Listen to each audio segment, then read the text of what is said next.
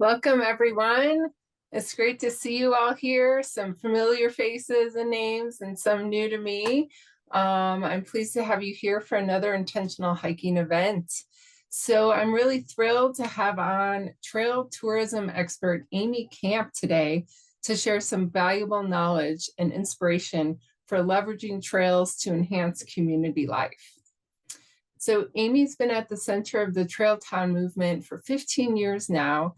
She coaches and supports local leaders and communities in trail town development, strengthening heritage tourism, and accessing the outdoor recreation economy. So she wrote the book, Deciding on Trails, 7 Practices of Healthy Trail Towns, and also serves on the board of the Continental Divide Trail Coalition. So Amy is offering participants 15% off her book with the coupon code TRAILFRIEND on her website. And I'll know she'll mention this later as well. So I'm your host, Renee Shira Patrick, and I'm an addicted long distance backpacker who fell in love with the amazing and empowering feeling of walking all day, every day with my first hike on the Appalachian Trail 22 years ago. I created this event series to help myself and others in the hiking community like you develop a culture of thoughtfulness and intention about the time we spend outside on trails. So thank you for being here. A couple housekeeping items. Please use the chat throughout the event. You can share comments or reactions as we go. And plan to turn your video on during the conversation portion of tonight. That will be after Amy's presentation. This series is as much about building community as it is learning about the specific topic. So I think seeing each other will help in fostering those connections. And I also want to thank Kelsey, who's providing back-end support during the event today. So let's start with the event flow for tonight. First, I'll give an introduction. And then we'll hear from Amy, and there will be some time for Q&A at the end, so keep those questions in mind. Then we'll have some giveaways from adventure food company Trailtopia. We'll get into the conversation portion of tonight for about 10 minutes, and then we'll wrap up the whole event. So it'll be total an hour to an hour and a half, depending on how many questions you all have. So for those of you joining for the first time, each intentional hiking event is focused on one of the following themes: do, learn, create, be, and a regional focus. And this one is a learn event, focused on learning more about the benefits that communities receive from trails. I am bringing you all together through these events because I think we are a powerful force for change. Beyond developing an intentional hiking practice in our own personal trail experiences, I think the impacts and effects of our actions can help influence those around us. So I have a few questions for you. Let's see a raise of hands, either real hands or emoji hands. Do any of you live in a trail town or a community close to one of these long distance trails? How many of you as a hiker have had an excellent experience in a community as you're coming, going, or during one of your hikes, like a really memorable experience? Great. And this one is for the chat. What makes your interactions so memorable? Is it a conversation you have, a really good pizza? Maybe it's the simple kindness of someone that you meet along the way, whether in the community or on the trail. Maybe it's a memorable festival or musical event. So I'd love to hear what has made some of those interactions memorable for you. And for me, I've had a ton of really amazing experiences in the about 12,000 miles that I've hiked in 22 years. And it's often the simple kindness of people I meet along the way that has the most impact. I think a trail can really come alive when the people that live in these communities nearby embrace the hikers and go out of their way to welcome and interact with us. When I was on the Appalachian Trail and arrived in the town of Palmerton, Pennsylvania, I was pretty excited to understand the town jail opened up to let us hikers stay in the jail. And it was such a novel experience. And a lot of the folks that lived in Palmerton came to talk with us, interact with us, hear our stories. And it was such a unique experience that I remember it 22 years later. There's other times where I've been stopped on a road walk, like when I was hiking into Silver City on the Continental Divide Trail. So this was a hot day, and a gentleman pulled over and offered me a cold bottle of water, which I was very gracious for. He went on his way, I kept hiking, and then he returned like 30 minutes later and brought me some tamales. And then we sat on the side of the road and talked and shared stories for a while. What I really love about these interactions is that we both benefit. The community members, like my tamale trail angel, probably had some fun stories to tell his friends and family. And I was so touched by his generosity, not just because he brought food and water, but he took the time to stop and sit in the shade with me and talk to a stranger. So I know Amy has some wonderful perspectives to share on this dynamic. I'm also excited to hear her wider view of these relationships. Often as hikers, we experience the trail communities in these personal interactions, but Amy has been studying the greater effects that communities like Palmerton or Silver City receive when they embrace a trail like the Appalachian Trail or Continental Divide Trail. So with that, Amy, I'll pass the presentation on to you. All right. Thank you, Renee. I really am so grateful to be here this evening, and I'm happy to see some familiar faces and some not so familiar faces. I'm just really looking forward to this conversation this evening. I'm going to go ahead and share my screen. So hello, everybody. Thank you for being here. And I want to say I love that Renee opens with a song, and I got to pick the song. So that was Valerie June, and it was really exciting and fun to listen to that for me anyway. So I am going to be talking for the next 20 minutes or so about cultivating community through hiking. And I want to say not just hiking. I know hiking is the whole point of the intentional hiking series, but a lot of the work that I do has to do with trails that involve biking and other activities. So you'll see some images for different trail types, and it's just the nature of the spaces that I'm in and the work that I do. I wanted to start on a personal note just by sharing just a couple of photos from some of my hikes over the years. I am mostly a day hiker.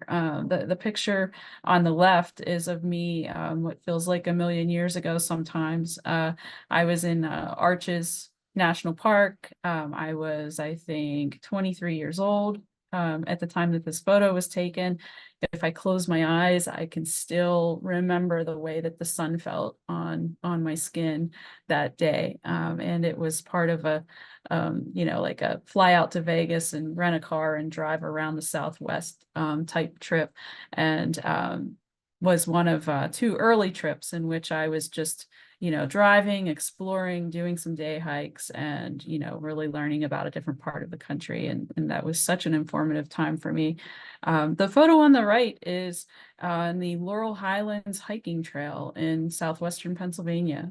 So these two photos are probably not quite 20 years apart. And this is a couple of friends and me. We hiked the trail a couple of consecutive summers, and all sorts of people use trails, and my two friends are really experienced backpackers, and I'm not so much as them. And I realized whenever we went out in 2017 that I had a couple of barriers that had kept me from backpacking leading up to that trip. And the one was equipment, right? Not having the right kind of equipment. Well, that was easy. I had friends with equipment. And the other was confidence and believing that I could walk as many miles as we did and carry what I needed on my own back.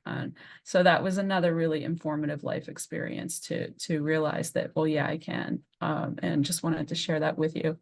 Um, I wanted to also share an article, and Kelsey was going to put this article link in the chat, but this is an article that I wrote about the Continental Divide Trail. As Renee mentioned, I'm on the board of the CDTC, and it's a trail that means a whole lot to me. I live, I don't know how many thousand miles away from the trail and the landscape, but whenever I really stop to think about my connection, it's not just the narrow path. It's the landscape that surrounds it, and it's a landscape that I have interfaced with over different points in my life, and that I think so many of us, share connections with it. And so I hope that you might read my article about taking a landscape view of this trail and of trails in general. And if you were someone who was able to make a donation today, I want to thank you on behalf of the Continental Divide Trail Coalition, because a portion of your donation will go to support the organization. So what brings me here and how Renee and I were connected? Well, first of all, our mutual friend Bob Ratcliffe connected us, who I think may or may not be on the call tonight. And I want to thank you, Bob, for being a connector. But the reason that I work in trails is because I believe that trails contribute to more vibrant places. Before I worked in trails, I worked in community development. And then there was this new program in 2007 called Trail Town Program. And I was a part of the first staff to implement it on the trail in which we were working. And, it allowed me to continue to do my work on behalf of communities in a different way. It allowed me to engage with communities based on their shared asset being the long distance trail. So that's just a little bit about where I'm coming from. I love trails personally. I work in trails because I know what they do for communities. So one thing I want to do is just get one assumption out of the way. We're not going to be talking about economic benefit tonight. You may talk about it in your breakout groups, but I'm not going to be talking about it. It's something I talk about a lot, but it's really not the purpose of tonight's discussion. Economic benefit exists in most trail communities everywhere, to varying levels depending on the place and the trail type and lots of different factors. By the way, here's a chat opportunity. Does anyone know these two communities? Two different communities here. Two very different communities, both benefit from trails and outdoor recreation. And Kelsey or Renee, if you see any responses coming into the chat, would you let me know? Well, I cheated. I put Pie Town. Pie Town, the first one. Anyone know the second one? I don't know. You seeing Nothing's any? come in yet. Yeah. Okay. Well, Pie Town is along the Continental Divide Trail, and I don't know how many people live there. Maybe 100. I don't know. It's a tiny little community, and the people coming through to who are through hiking the trail or section hiking the trail are really making a very real difference for people whose livelihoods are based on the trail and based on their retail operations, their restaurant operations, and so forth. The second community is Salida, Colorado, and thanks. Thanks I for. see the S on the hill. Are you from Colorado? No, No. I'm in Cedar City, Utah. Yeah, well, that's impressive. The S on the hill was enough for you. But, main point being, we understand the economic benefits, or at least we know that they exist. But tonight, the promise of this discussion is that we're going to explore how leveraging trails can enhance community life. And I really love the way you put that, Renee. I've just been thinking a lot about that this week. How do trails enhance community life, and how do we cultivate community through hiking? And I am here to help facilitate this discussion, but I have some answers. I don't have all of the answers, and that's why we are talking with each other. To talk about leveraging trails, we need to talk about trail towns and gateway communities. These are interchangeable terms, right? I will, for the most part, refer to trail towns because that's just my background. But I'm just going to tell you a little bit about the trail town method or approach to community revitalization. That's the work that I've been doing for many years. It grew out of a place of pain and frustration in post-industrial America.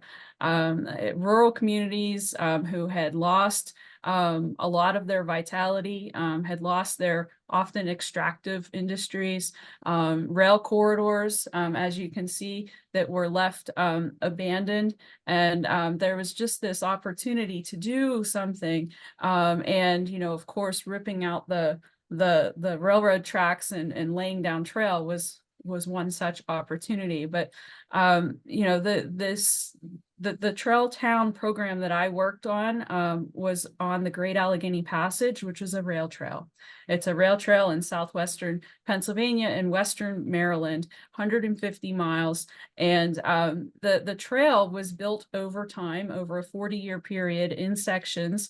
And one of the founders of the trail realized there was a whole lot of missed opportunity, that people were biking by the communities. The communities didn't understand the needs of cyclists. And so this program called Trail Towns was created.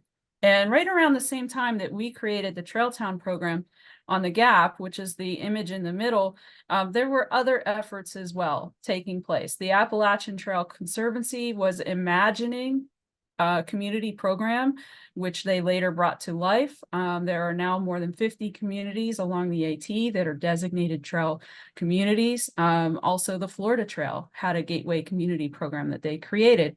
So we were all doing this work in the early to mid 2000s. And the program that I was a part of was inspired by the Main Street program. If you've ever heard of Main Street, you know, the idea was to revitalize communities' downtown cores.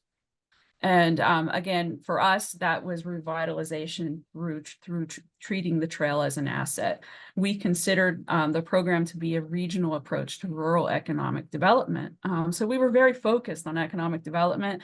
And I think over time that program shifted a little bit to be more holistic. And some of the other programs that are out there are more holistic and are thinking about some of the other reasons that you would want to engage with your trails.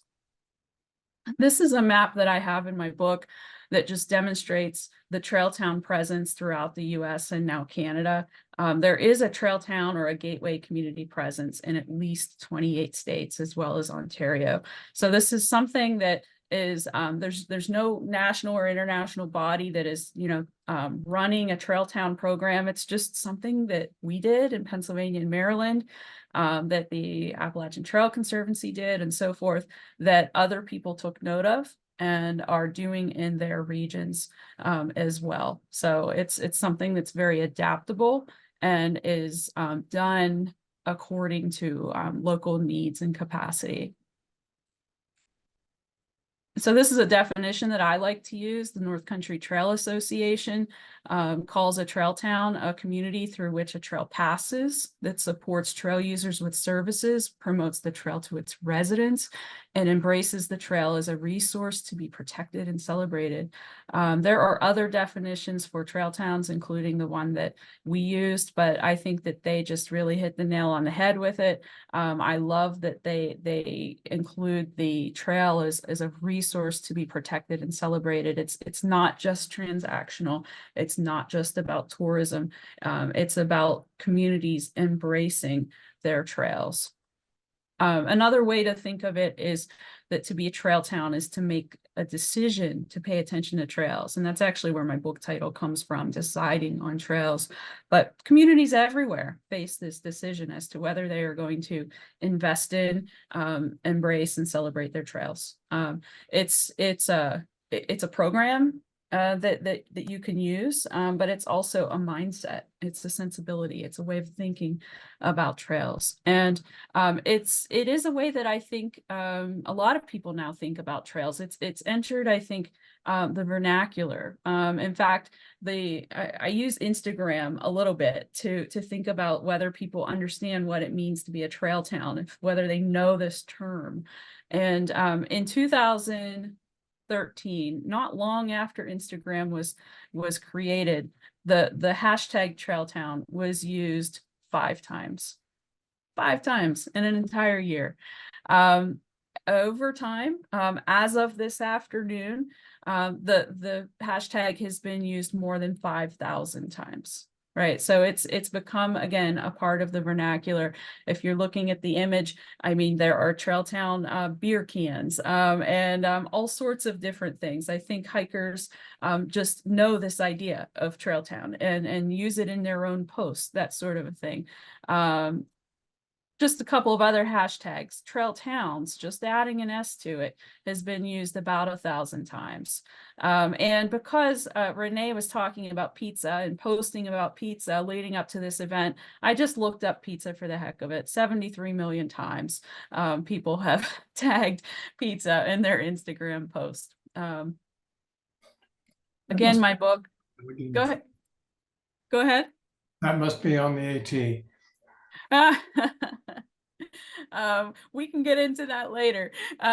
Which long distance trails have the most pizza or the best pizza. So my book again is Deciding on Trails. I do have a discount going on it tonight. If you're interested in the discount Trail Friend, you have to select the buy from Amy option on my website. If you go to Amazon, you're not going to find a place to enter that code. But my book is focused on the history of trail towns, and I share 7 best practices for communities. And as I've been thinking about the title of tonight's event around trails enhancing community life, I look at these 7 best practices, and I see that all of these, nearly all of these practices do enhance community life, right? Just the act of doing these things. And I can't get into these tonight, but acting as a trail town and investing in trails almost always makes life better for local residents. And to me, the bedrock best practice is number 4 there. It's cultivating a trail culture. And I just wanted to express how important it is to have a culture locally in which people recognize and understand and celebrate and use trails. So I just wanted to go through a handful of slides about this idea of trails enhancing community life. And it's not just trails, it's the people on the trails. It's local people, but it's people passing through and visiting, and how do those interactions, when people, you know, step off of the trail and come into the community, how does that make life better locally? One thing I was thinking about was this concept of third places. I think some of you probably know what a third place is, but you know, the idea is that your first 2 places typically are your home and your workplace. These are the places where you spend much of your time. Now in a post-pandemic world, those are sometimes the same place, home and work from home. But the third places are the kinds of spaces and communities where we're going for other reasons, for civic life, for enjoyment and recreation, coffee shops, places of, you know, houses of worship, community centers. I'm going to ask you just to drop in the chat some third places that you are familiar with, or what some of your own personal third places are. Going to give it a moment. Renee, whenever you see them, let me know. We have coffee shops in the YMCA, library, parks. Yeah, farmers markets. That's one for me, 6 months out of the year anyway. And trails. I envision trails as being a third place for communities, and I see them as being places where we have chance encounters with our neighbors as well as people passing through. And this places where the trail becomes a venue for 5Ks and different events, family reunions along the trails. And this may vary based on trail type. If you're on a single track hiking trail, you might not want quite as much activity, but I do see trails as a form of third place. And art. We're talking again about how trails and the presence of trails enhance community life. So I'm have here just the mosaic along the Great Allegheny Passage, as well as the magnificent High Trestle Trail Bridge in Iowa. And they could have put any bridge here spanning the Des Moines River Valley, and instead they did this epic work of art that people visit by day and night. And one of my favorite moments last fall was the morning after I went out and visited this bridge, going to a raptor count where local people were gathered together to do a bird count, which was pretty neat. Just a little bit more art, chalk art. It's so easy. If you're a community person looking for ideas, chalk art is practically free unless you engage with an artist like this image on the left, where we paid a young artist to create a welcome to Connellsville. But do you see the image? It's a globe, right? So people are coming from all over the world using this trail, even though most of the people on the trail are local and regional people that are just out for some exercise and enjoyment. But this globe sends such an impactful message. Welcome to Connellsville. Here's our place in the earth, and we welcome you to be here with us. This is a slide that or a picture that I love so much. This is in Franklin, Pennsylvania, and I was there one day and I saw this yarn bike display, and it was in the storefront of the local yarn shop. And the woman who runs that shop has no business reason to have taken the time to create this display, but she did, because the trails there are a part of the culture. And having her take that time, having her engage and celebrate, their local trails improves local life. I don't know if I have to say a lot about this. This is a group called Joyriders. They take people who are not able to take themselves out onto the Great Allegheny Passage, making really, enhancing the lives of the people that get to enjoy that experience. And another one that I thought I really wanted to share was this quote. I use this quote in my book. It's about Damascus, Virginia, which they call themselves Trail Town, USA. The Appalachian Trail passes through, as well as the Virginia Creeper Trail. And I interviewed the town manager about the impact of trails there. And he talked about vital organs. He talked about heart. And his quote was, "Damascus is the heart, and each of the trails is like an artery." He goes on to say that one brings economic prosperity and the other brings the cultural aspect to our community. So something that's so wild to me is the one that's bringing the economic prosperity is the Virginia Creeper Trail.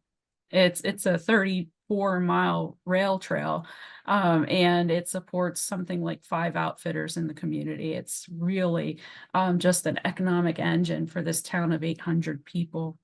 But the Appalachian Trail does something entirely different. It brings people from all across the world to experience the community, to take part in exchange and relationship building. I'm thinking, Renee, about the conversation you had after tamales, like these special kinds of interactions. And it is a special thing to be on either side of one of those conversations. And I imagine how many kinds of conversations have taken place with somebody sitting in that rocker at this local B&B in Damascus, Virginia. Trails make all the difference in our communities if we will allow them to.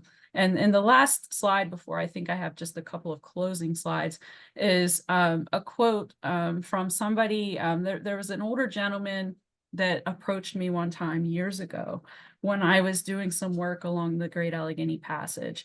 And he was approaching me in such a way that I thought, oh, he's going to give me an earful. And he came up to me and he said, "Are you with the trail?" And I said, "Yes." And he said, "This trail is the best thing that's ever happened to this town." And that is what's possible for communities. And I am really eager to have you all in conversation on this topic in just a few minutes. To close out here, I wanted to just share a QR code, which would take you to my link tree, which has some Trail Town resources. There's a Facebook group that has, I don't know, 300 or 400 members right now, that, you know, is a great space for you if you're interested in the topic of trail towns, as well as my blog, my book, and some other information. And of course, I want to thank you and turn it back to Renee for discussion. Thank you, Amy. I think it's really beautiful to highlight all the ways that communities can benefit. Yes, economic, like you said, is the obvious one. But in my work with communities in the last couple years, the number one reason folks are interested is so they can use the trail. They want to be able to get out and hike and bike and recreate for health, for mental health, for all these reasons. And I think that's amazing to hear that it's coming because they want to use the trail themselves.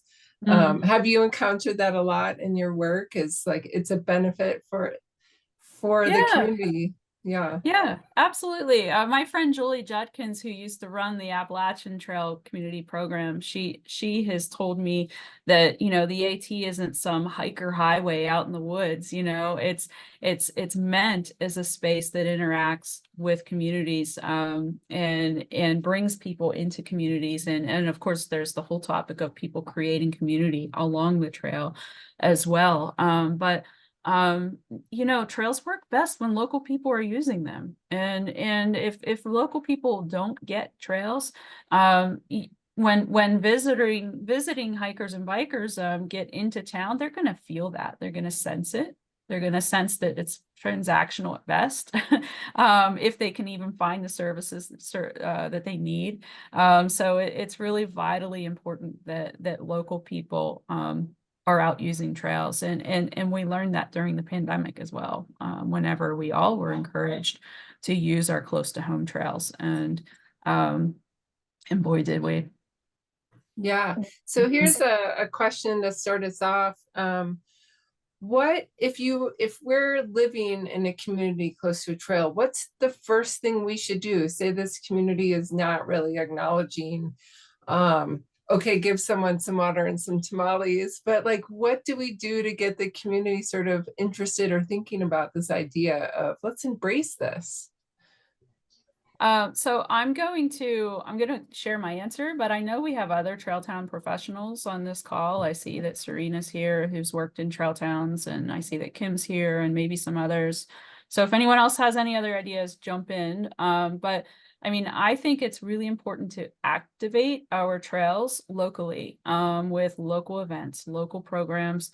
You know, I think when we first started doing trail town work, it was about pulling visitors off of trails and into our communities, and doing that in a safe and enticing sort of way. And that remains important. But I think we have to think just as hard or harder about what does it take to draw local people out to our trails, or to have our trails routed through town whenever that's possible. So I think, you know, to me, having events and programs to meet people where they are and get people excited about using trails is really useful. I also think stories are useful.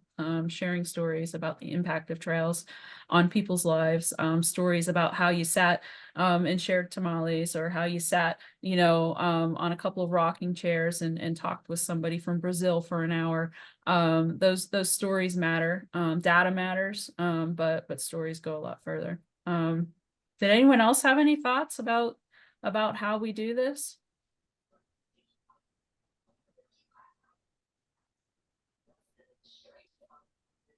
Feel free to come off mute if you want to share.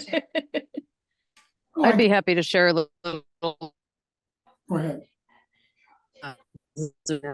Uh, and one of the, I know we're not talking development, but I think that that's something that even people that aren't outdoorsy, that economic development is coming to their town because of this trail. And even if they're not excited about the outdoors, generally people are excited about money.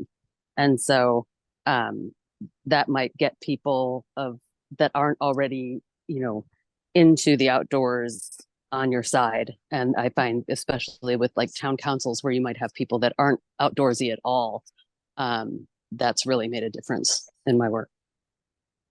Yeah, Serena, thank you. It's a really great hook, right? And it's Yeah. more than a hook. It's, community, a lot of communities are looking for any way that they can to return to vibrancy. Thank you. So Can I ask a question? Yes, please. Yes. So I'm in Chugach, Alaska, and I'm a triple crowner. And there's a group in Alaska that is putting together a proposal to Congress to add the Alaska Trail as the 13th National Scenic Trail. And I've been doing my best, almost my best, to encourage routing of the trail such that it helps commerce in my local community. But what I'm running into is the people planning the trail, including federal and state folks and a private nonprofit, none of them have any long distance trail hiking experience. They're clueless. They don't know what a trail town is. And they're being influenced by local special interest groups that are trying to get the trail routed certain places so that basically locals can get access to a portion of the state park that this trail is going to pass through. So, I'm kind of dealing with people that are clueless and they've got their own agenda, and it's just me against the world, and I can't get anybody to listen. Does your book have any processes or procedures that I might use to follow? Yeah, I think the way that I wrote my book was so that it would be inspiring to community people. It's not a very academic book. It's just like kind of like basically written in a way that conveys the benefits of trails and ways to better connect to them. So I think it could be useful to you, or maybe at least motivating to you as you try to keep up the good fight regionally. Right. Yeah. So next question, oftentimes people don't want to listen to a local person. Do you go to conferences as an outside expert? They might listen to you. I could say the same thing that you say, and that they will hear it differently. Oh yeah. Because I'm coming from another place, but then I also have to say it in a way that feels relevant to them. They might say, Right. "Oh, well, that's in a big city," or whatever. But it can help. And I just want to say two things. There's a trail in Kentucky called the Sheltowee Trail, or Sheltowee Trace. And there's a community called Moorhead, Kentucky, where the trail was rerouted to go directly through the business district. And so I just want to hold that up as an example. And honestly, I forget what the other point is that I wanted to share with you. But there are good examples out there. Oh, the other thing I wanted to say was, if they are trying to keep it, if your feeling is that they want it to be for local people off in the wilderness, I would encourage you to look into Benton MacKay's writings. When he first wrote about the Appalachian Trail, his vision was to have it more connected to communities and to facilitate, like relationships and a sense of community life. And, I think the Appalachian Trail Conservancy over the last, since it started its program, is coming back around to his original vision. And your trails, depending on where they're located and how they connect into communities, can facilitate some of those connections, not to mention the economic development portion. Yeah, I did just face it a massive educational issue with, people that are basically Mhm. clueless about what a long distance trail is, other than what they've read, It's tough. It's tough. Good luck to you. Feel free to reach out. Yeah. Thank you. Mhm. What is the distance of the Alaskan Trail? What is it? Nominally 500 miles from Seward to Fairbanks. Okay, and Relative, it's not that long of a trail as long trails go, but I don't know, but it's still, you're going through a lot of remote area, I suspect. yeah, And and it's a short hiking season as well, so. but you, as a Triple Crowner, you know the importance of resupply. Yeah, And that would be I know I've been working off and on trying to develop a trail that connects Arches National Park to Zion National Park. And there isn't one. And I've got a tentative route, but I've got to think about water, particularly here in the Southwest desert, and as well as food supplies, postal service, postal deposit places where people can pick up packages and so forth. And it gets a little hairy. But I think that using that example or that need of hikers, if you haven't already, might open some eyes of the people that don't have any long distance trail experience. That you can only go X number of miles, even with all this lightweight equipment that's available these days, and dehydrated foods and all the rest. There's a limit. There just is. I looked at it and, it looks like every 90 miles, there's opportunities for post offices and other resupplies, even though the route hasn't been decided upon. I mean, looks relatively straightforward. Yeah. Thank you for your question, Sean. That's an interesting issue. Sorry, Amy, were you going to say something? I was just going to thank John as well and thank Robert for weighing in there. And I wanted to call out Bob's comment in the chat around trails being local health delivery systems and do a whole lot for our communities. There's the economic piece, but as Bob says, they promote healthy lifestyles, safe routes to schools, alternative transportation.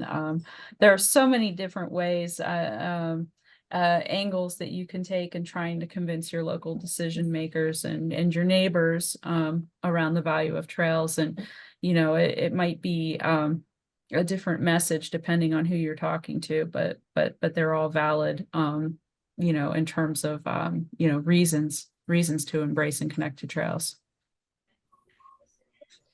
Yeah. Any other questions out there? We probably have time for one more. Renee, you might reflect on Cascade Locks as a trail town for the PCT. You know that well. Oh, yes. I don't know. Headed there soon. They have the Pacific Crest Trail Days celebration. So talking about holding an event, Amy, that's one where it brings in thousands of people. I think something like 5,000 or 6,000 people. And even the brewery there has a pay it forward model. So you can buy a beer for a hiker as they come in, and sort of like it's a way for the communities to support, beer is a nice way to be supported when you get to town. But that's definitely a great example of a community that's embraced the trail. Yeah. Great. Well, I think we will move on. I want to say thanks to all of your generosity. Amy mentioned we are raising money for the Continental Divide Trail Coalition as the nonprofit partner that you all donated to during registration. So the CDTC has 4 pillars of focus in their work: stewardship, promotion of the trail, building a strong trail community, and building an organization with a sound governance. So you all raised $40 for the Continental Divide Trail Coalition during registration. So thank you very much for that. Now we're going to transition into the giveaway portion of tonight. So we are sponsored by Trailtopia. So Trailtopia has more than 40 years of outdoor adventure experience and a vault of family recipes. So this is really tying into a family that used to cook together. And the founder is Vince Robichaux. So Vince began cooking as a youngster. He was taught by his mother, who was an excellent cook with an eclectic palate, he said. So after miles of trails and spending time on rivers, he started making his own food. So it began with a few resealable bags, some oatmeal, and some dried fruits. And then he moved to homemade desserts and lunches, and also started getting into gluten-free options because he had some friends who were gluten-free. When I asked Vince how he approaches his work with intention, he shared, at Trailtopia, we're a team of family, friends, and fellow adventurers dedicated to providing outstanding, nutritious, and convenient eats for every adventure. From crafting each recipe in our kitchen to hand packing every meal, our work is centered in creating healthier relationships between humans, their bodies, and nature. So tonight we'll pick 2 winners and they will get a giveaway package. Each winner will receive a breakfast, a lunch, a dinner, and a dessert. So the meals TBD. I think if you have any preferences, they offer vegetarian, vegan, and gluten-free options, as well as meat.